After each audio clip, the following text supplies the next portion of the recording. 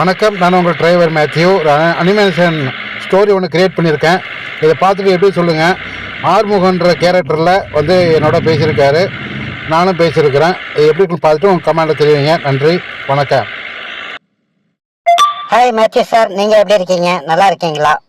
ஆம், நான் நல்லா இருக்கிறேன். நீங்கள் எப்படி இருக்கிறீங்க? நீங்கள் யார், எங்கேருந்து வர்றீங்க, உங்கள் பெயர் என்ன? நான் நல்லா இருக்கிறேன். என் பெயர் ஆறுமுகம். நான் வேளச்சேரியில் இருந்து வருகிறேன். சரி, வாங்க இப்படி உட்காந்து பேசலாம். Okay, thank you. சொல்லுங்கள் ஆறுமுகம், என்ன விஷயமா என்ன பார்க்க வந்திருக்கிறீங்க? ஆமாம், உங்கள் கதை என்ன கதை? ஒன்றுமே புரியலையே. ஏன், என்னாச்சு? சொல்லுங்கள் ஆறுமுகம், என்னவென்று சொன்னால் தானே தெரியும்.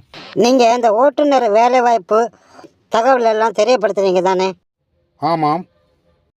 நீங்கள் போடுற வேலைவாய்ப்பு தகவல் கான்டாக்ட் நம்பரில் கால் பண்ணால் ஃபோன் எடுக்க மாட்டேங்கிறாங்க, இல்லைன்னா பிஸின்னு வருது. நான் நிறைய வாட்டி ட்ரை பண்ணி பார்த்துட்டேன். அப்படி பல தடவை முயற்சி பண்ணி லைன் கிடைச்சா அவங்க என்ன சொல்கிறாங்க தெரியுமா? நீங்கள் போடும்போது ஒரு சம்பளம் போட்டிருக்கிறீங்க, அவங்ககிட்ட கால் பண்ணி பேசும்போது அவங்க ஒரு சம்பளம் கம்மியான சம்பளமாக சொல்கிறாங்க.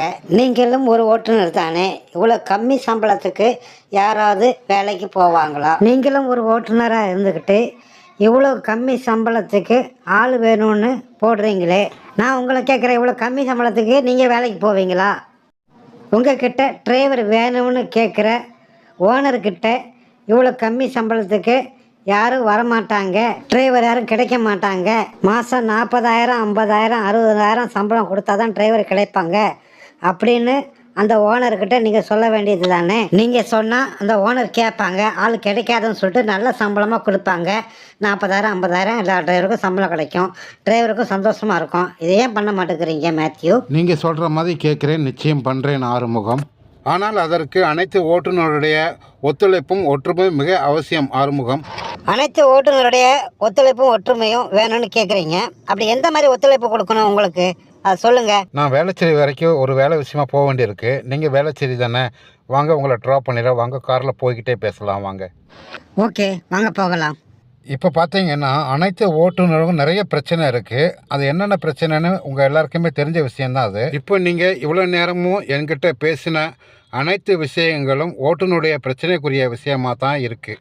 அந்த பிரச்சனைக்கெல்லாம் தீர்வு கிடைக்க வேண்டும் என்று நினைத்தால் ஓட்டுநர் சங்கம் ஒன்றை கண்டிப்பாக ஆரம்பிக்க வேண்டும். அதற்காக தான் ஓட்டுநருடைய ஒற்றுமையும் ஒத்துழைப்பும் வேண்டும் என்று நான் கேட்கிறேன் ஆறுமுகம். என்ன மேத்யூ சொல்கிறீங்க? நீங்கள் சங்கம் ஆரம்பிக்க போகிறேன்னு சொல்கிறீங்களா? நான் ஆரம்பிக்கப் போகிறேன் என்று சொல்வதை விட நாம் ஆரம்பிக்கப் போகிறோம் என்று சொல்கிறேன். நீங்கள் ஒன்று செய்யுங்க ஆறுமுகம், நீங்களே ஒரு சங்கம் ஆரம்பிச்சிட வேண்டியது தானே. ஏன்னா நீங்கள் தான் ஓட்டுநர் பிரச்சனைக்காக என்னிடம் வந்து பேச வந்திருக்கிறீங்க, அதனால தான் சொல்கிறேன். என்னது, நான் சங்கம் ஆரம்பிக்கிறதா? அதெல்லாம் எனக்கு தெரியாது. எனக்கு ஓட்டுநர் சார்பாக உங்களிடம் பேச மட்டும்தான் தெரியும். சங்கத்தை பற்றியெல்லாம் எனக்கு எதுவும் தெரியாது.